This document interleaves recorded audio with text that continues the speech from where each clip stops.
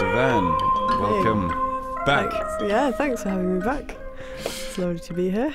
Cool. So I have interviewed quite a few CICAS artists at the Midi Music Company, and very few have as eclectic a CV as you. So I've looked at your website. There's a lot going on. You have a lot of different projects. Listened to your album Big Ears, which is out. I saw that you're working on both classical and jazz projects and electronic projects and a bit of theater and a few documentaries.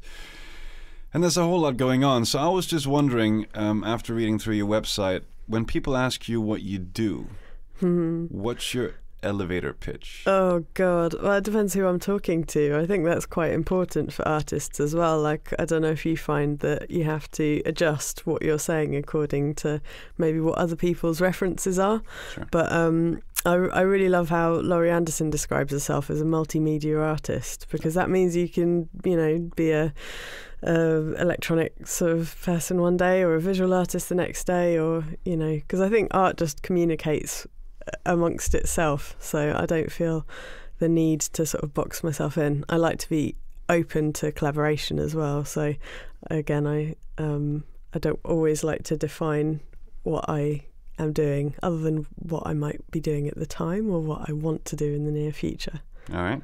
What would you say, is there like a red thread that runs through all your projects? Is there like a general theme that you touch on? Yeah, I mean, I guess I love stories. Like, sure. That is something which I always come back to. So yeah, Big Ears was like 7 years ago now, so it feels really old to me. I'd not listened to it, and but in there were stories of childhood and Peter Pan and all sorts of things.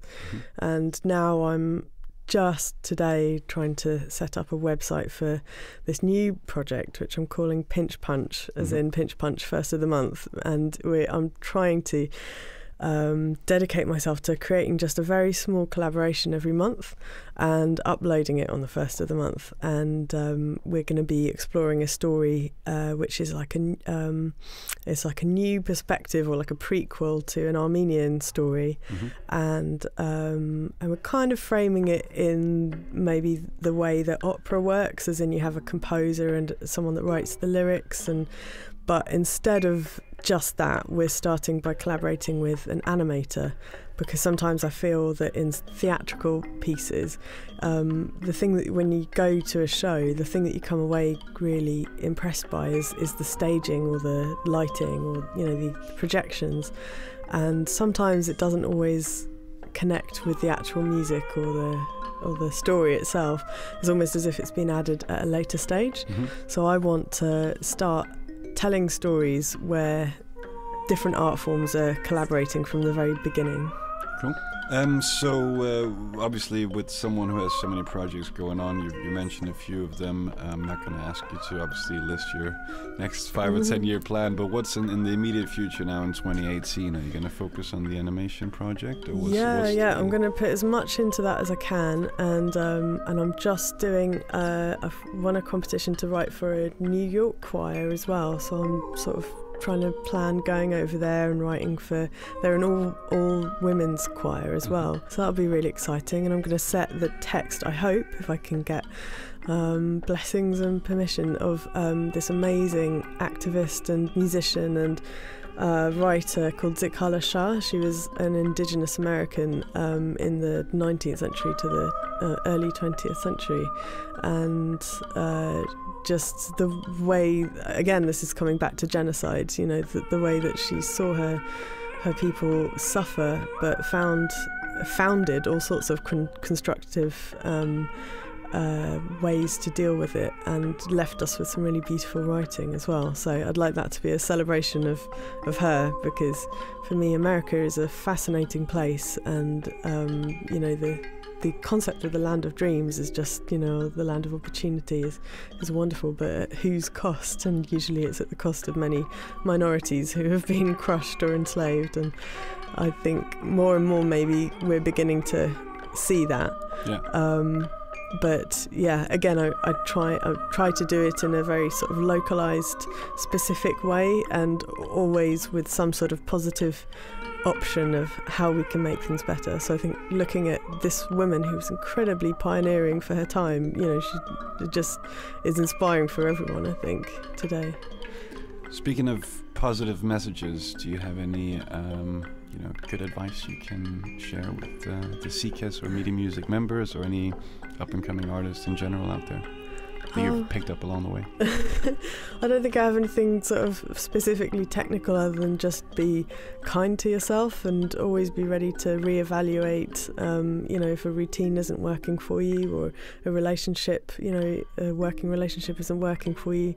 Just don't worry too much if the small-term goals aren't working out. You know that there are much bigger things always, and know that there's more than London as well. And while London is absolutely wonderful, and that's why I'm here, there is a whole world of, and that's what's great about online as well. You start to realise how many different audiences and different cultures there are to engage with. Cool.